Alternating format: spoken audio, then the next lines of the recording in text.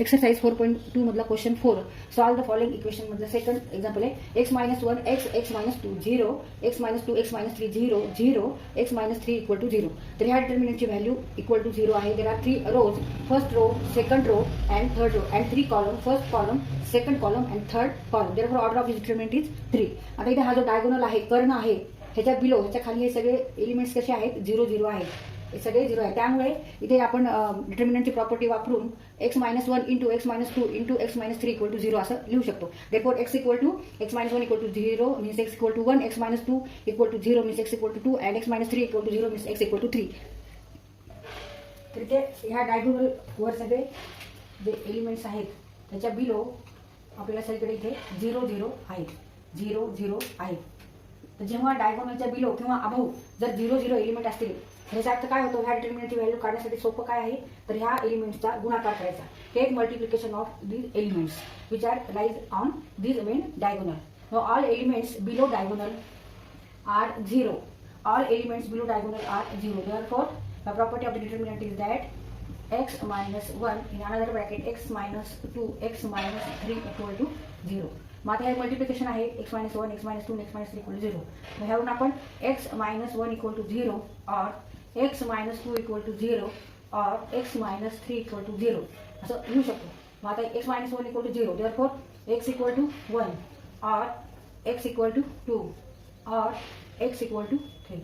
तर इथे आन्सर काय आहे, x इक्वल टू 1 और x इक्वल टू 2 और x इक्वल टू 3. तर ह्यापैकी कोणती व्हॅल्यू जरी आपण ह्या डिटर्मिनंटमध्ये जर ठेवली, पुट केली, तर आन्सर काय येणार आहे, त्याचं मल्टिप्लिकेशन करून 0 येणार आहे.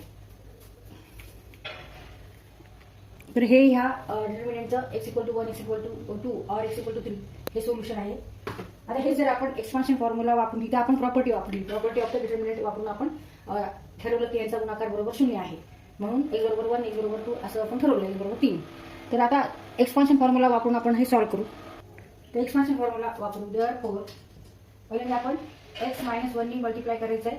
Take remaining elements which are not in first row and first column. हे एलिमेंट्स आहेत 1 2 3 4. तर हा सेकंड ऑर्डरचा डिटर्मिनंट आहे. तर इथे आपण क्रॉस मल्टिप्लिकेशन घेऊन त्यांचं सबट्रॅक्ट करत असतो.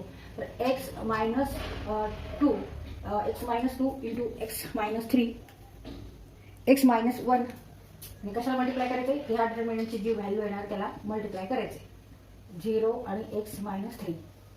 आता पुढे आपण ह्यानी मल्टिप्लाय करायची काही गरज नाहीये.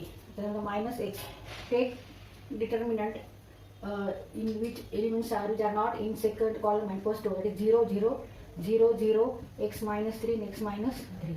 नंतर प्लस करत असतो, प्लस x - 2 नी कोणत्या डिटर्मिनंटला मल्टिप्लाय करायचं, तर remaining elements which are not in first row and third column. म्हणजे हे हा डिटर्मिनंट येणार 0 0 0 x - 2. तर इथे जर आपण विचार केला, यांचं क्रॉस मल्टिप्लिकेशन घेऊन जर सबट्रॅक्ट केलं, त्याचा आन्सर काय येणार आहे, 0 येणार आहे. त्याच्यामुळे ह्याचा आपण आता विचारच करायचा नाही, फक्त आपल्याला एवढाच विचार करायचा आहे, x - 1 आणि x - 2 x - 3 x - 3 आणि 0 ह्या डिटर्मिनंटचा आपल्याला विचार करायचा आहे फक्त. आता इथे आपण ह्याच्यातून x - 3 ह्या सेकंड कॉलम मधून, हा जो सेकंड कॉलम आहे C2, ह्याच्यातून आपण x - 3 कॉमन ठेवू शकतो, कारण इथे पण x - 3 आहे, इथे पण x - 3 आहे. देअरफॉर x - 1 यानंतर ब्रॅकेट x - 3. मग आता डिटर्मिनंट मध्ये काय कोणते एलिमेंट्स राहिले, रिमेनिंग एलिमेंट्स म्हणजे x - 2 0 आणि इथे आपण कॉमन घेतल्यामुळे 1 1 यायचे. आता ह्या सगळ्याची व्हॅल्यू इक्वल टू 0 आहे, तर 0 इक्वल टू 0 इक्वल टू 0.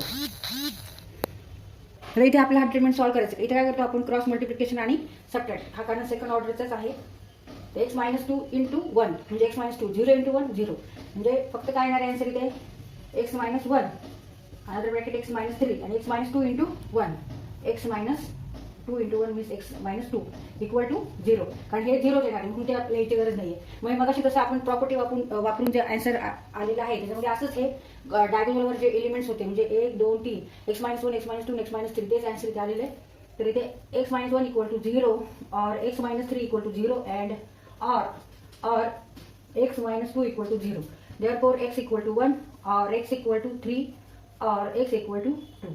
तर हे मगाशी सारखंच आन्सर आलेलं आहे, फक्त आपण ते एक्सपान्शन फॉर्म्युला वापरून हे आन्सर काढलेले. आता इथे आपल्याला रिझन घ्यावं लागेल. इथे आपण x - 3 हा कॉमन घेतलेला आहे डिटर्मिनंटच्या बाहेर. टेकिंग x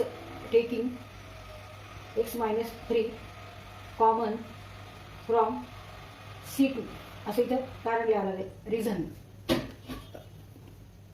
आता इथे ह्या ज्या व्हॅल्यू आलेल्या आहेत ह्या व्हॅल्यूपैकी कोणती व्हॅल्यू जर आपण ह्या ओरिजिनल डिटर्मिनंटमध्ये ठेवली, पुट केली, एक्स इक्वल टू समजा 1 ठेवला आपण इथे, 1 - 1 0 येणार इथे, 1 मायनस -2 -1 येणार, 1 मायनस -2 -1, 1 मायनस 3 मीन्स -2 0, 1 मायनस -3 -2.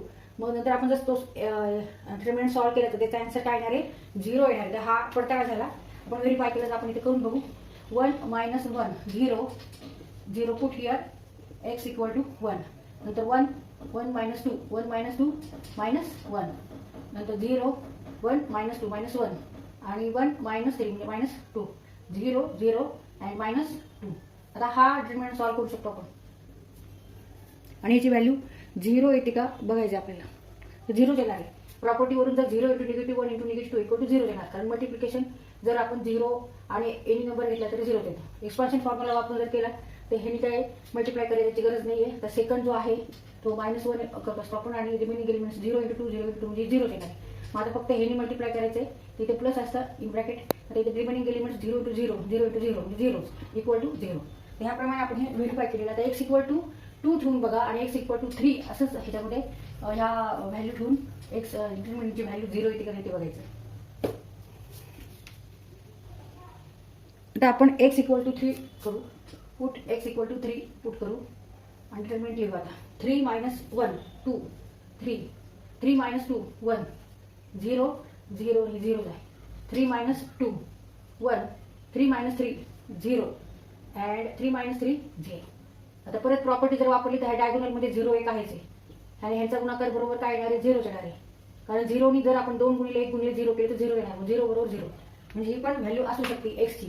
आता x इक्वल टू 2 हे पुट करू. आता x इक्वल टू 2 आणि डिटर्मिनंट लिहून काढू आपण. आता 2 - 1 2 - 1 1 2 2 - 2 0 0 0 हे तसेच ठेवायचे एलिमेंट. 2 - 2 0 2 - 3 -1 2 - -3 किंवा 2 - 3 -1. आता परत ह्या डायगोनलमध्ये 0 आहे, त्याचा अर्थ 1 × 0 × -1 = 0 म्हणजे LHS इक्वल टू RHS. जेव्हा 0 ने आपण कोणत्याही नंबरला मल्टिप्लाय करतो तेव्हा 0 आन्सर येणार आहे. तर प्रॉपर्टीचा वापर करून जर आपण याचा आन्सर काढलं तर multiplication of these elements equal to 0 therefore value equal to 0. तर इथे आपला हा क्वेश्चन सॉल्व्ह करून झालेला आहे. इथे आपण x ची व्हॅल्यू काढलेली आहे, x इक्वल टू 1 और x इक्वल टू 3 और x इक्वल टू 2.